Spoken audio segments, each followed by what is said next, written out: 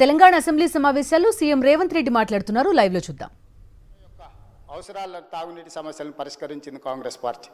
ఇదే కాకుండా ప్రపంచ నగరంతో పాటు పోటీ పడాలి అని అంటే, ఈ దేశంలోనే అద్భుతమైన నగరంగా హైదరాబాద్ నగరం రాణించాలి అని అంటే మెట్రో రైలు ఉండాలి, మెట్రో అంతర్జాతీయ ప్రమాణాలతో ఉండాలి అని ఆనాడు పబ్లిక్ ప్రైవేట్ పార్ట్నర్షిప్లో ఈ నగరానికి మెట్రో రైలును తీసుకొచ్చి ఈ నగరాన్ని ప్రపంచ చిత్రపటంలో కాంగ్రెస్ పార్టీ పెట్టింది.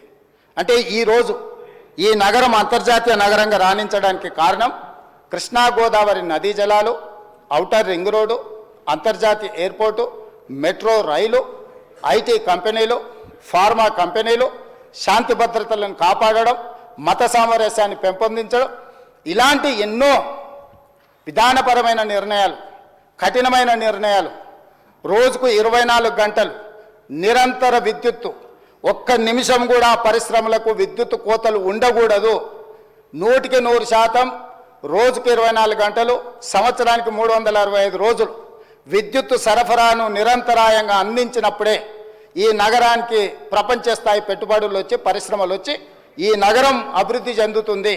ఇక్కడ చదువుకుంటున్న యువతీ యువకులు డాక్టర్లుగా, లాయర్లుగా, ఇంజనీర్లుగా ముఖ్యంగా రాణించాలి అని ఆనాడు ఎన్నో కాలేజీలతో పాటు ఆనాటి ప్రభుత్వం తెచ్చిన ఐఎస్బి కావచ్చు, IIIT కావచ్చు, ఐఐటీలు కావచ్చు, ఇట్లాంటి అంతర్జాతీయ విద్యా సంస్థల్ని తీసుకొచ్చి ఆ సంస్థల్ని పెంపొందించి ఒక క్రీడా స్ఫూర్తిని పెంపొందించాలని క్రీడా స్టేడియంలను కట్టడమే కాకుండా అంతర్జాతీయ స్థాయి క్రీడల్ని నిర్వహించడం ఈ హైదరాబాదు నగరంలో ఆనాడు ప్రభుత్వాలు తీసుకురావటంటే హైదరాబాదు నగరం రాణించింది.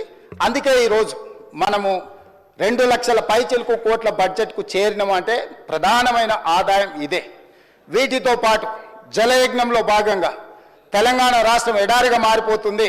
ఈ రాష్ట్రంలో సాగునీటిని మొత్తం ప్రతి ఎకరాకు అందించాలన్న ఒక లక్ష్యంతో జలయజ్ఞంలో భాగంగా కల్వకుర్తి కావచ్చు, భీమా కావచ్చు, నెట్టంపాడు కావచ్చు, కోయిల్ సాగర్ కావచ్చు, జూరాల పునరుద్ధరణ కావచ్చు, లేకపోతే ఆర్డిఎస్ ప్రాజెక్టులు కావచ్చు, లేకపోతే శ్రీరామ్ సాగర్ కావచ్చు, శ్రీపాద ఎల్లంపల్లి కావచ్చు, ప్రాణహిత చేవెళ్ళ కావచ్చు, తుమ్మిడిహెట్టి దగ్గర ప్రాజెక్టు నిర్మించడం ద్వారా 38,000 కోట్ల రూపాయలతోని 16 లక్షల ఎకరాలకు నీళ్లు అందించాలి. చేవెళ్ళ ఎక్కడే ఆదిలాబాద్లో తుమ్మిడిహెట్టిలో మొదలుపెట్టిన గోదావరి జలాలను చేవెళ్ళ వరకు వికారాబాద్, తాండూరు మీ నియోజకవర్గమైన కొడంగల్ మన వికారాబాద్ వరకు తరలించాలని చేవెళ్ళ దగ్గర దాదాపుగా 1,000 కోట్ల రూపాయలు ఖర్చు పెట్టి ప్రాజెక్టులను చేపట్టారు. ఆనాడు మనతో పాటు ధర్నాల పాల్గొన్న దురదృష్టవశాత్తు అటుపోయినా చేవెళ్ళ ప్రాంతానికి, వికారాబాద్ ప్రాంతానికి, తాండూరుకు, కొడంగల్కు నీళ్లు తేవాలని ఆలోచన కూడా చేయలేదు. ఈ నేపథ్యంలో అద్భుతమైన నగరంగా తీర్చిదిద్ది ఔటర్ రింగ్ రోడ్డుని మనం అప్పు తెచ్చి మొత్తం పూర్తి Hyderabad growth corridor limited HGCL నేతృత్వంలో ఈ అద్భుతమైన ఆస్తిని, 1,000 లక్షల కోట్ల రూపాయల విలువైన ఆస్తిని 6,500 కోట్ల రూపాయల అప్పు తీసుకొచ్చి నిర్మించి అప్పు పూర్తి చేసి డెట్ ఫ్రీ చేసిన అధ్యక్ష. డెట్ ఫ్రీ చేసిన ఔటర్ రింగ్ రోడ్డుని అప్పనంగా ఆయాచితంగా అమ్ముకొని ఎన్నికల ముందు హడావిడిగా వాళ్ళకి క్లియర్గా తెలుసు, ప్రజలు తిరస్కరించారు, ప్రజలు ఓడించబోతున్నారు, ప్రజలు బొంద పెట్టబోతున్నారు అని తెలిసి ఉన్నదల్లా తెగ నమ్ముకొని దేశం విడిచి పారిపోవాలన్న ఆలోచనతోనే ఔటర్ రింగ్ రోడ్డుని అమ్ముకున్నారు. అయితే ఈరోజు మాజీ ఆర్థిక శాఖ మంత్రి, ఎందుకంటే వారు ఆర్థిక శాఖ మంత్రిగా ఉన్నప్పుడే అది అమ్మిండ్రు, ఈరోజు వారే డిమాండ్ చేసిండ్రు ఈ ఔటర్ రింగ్ రోడ్ అమ్మకం మీద మీరు విచారణ ఇయ్యండి అని. నేను మనస్ఫూర్తిగా వారు మనస్ఫూర్తిగా విచారణకి ఏదైతే అడిగినరో వెనకాల వారు కూడా చదువు వచ్చినా రాకపోయినా వారు కూడా వారికి మద్దతు పలికినందుకు వారిద్దరి కోరిక మేరకు స్పెషల్ ఇన్వెస్టిగేటింగ్ టీంను నిర్వహించి